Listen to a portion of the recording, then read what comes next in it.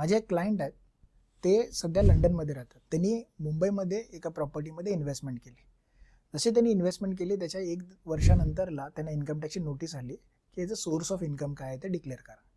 आता माझे जे क्लायंट होते त्यांनी त्यांचं सोर्स ऑफ इन्कमचे सगळे डिटेल्स, त्यांनी UK जे काही कमवलं होतं, जे काही अर्न केलं होतं, त्याचे सगळे डिटेल्स त्यांच्याकडे होते. त्याचबरोबर त्यांच्याकडे विजा असल्यामुळे विजावरच्या डेट्सवरनं आम्हाला त्यांचं रेसिडेन्शियल स्टेटस, जसं ते NRI आहेत, हे प्रूव्ह करायला आम्हाला बरं पडलं. आणि त्याच्यामुळे त्यांच्या इन्कम टॅक्सच्या नोटीसला आम्ही ते NRI असल्याचं प्रूव्ह केलं. त्याचबरोबर त्यांचं सोर्स ऑफ इन्कमचे सगळे डिक्लेरेशन सबमिट करू शकलो. त्याच्यामुळे त्यांची स्क्रुटिनीची केस ही सक्सेसफुली आम्ही क्लिअर करू शकलो. मित्रांनो, जर तुम्हालाही सुद्धा, जर तुम्ही NRI असाल आणि जर इंडियामध्ये इन्व्हेस्ट करू इच्छिता, तर तुम्हाला सोर्स ऑफ इन्कम, त्याचबरोबर इंडियामध्ये रिटर्न फायलिंग, ह्या सगळ्या गोष्टी तुम्हाला मेंटेन करणं गरजेचं आहे. त्यामुळे इथून पुढे तुम्हाला हे सगळ्या डॉक्युमेंटची काळजी घेणं गरजेचं आहे.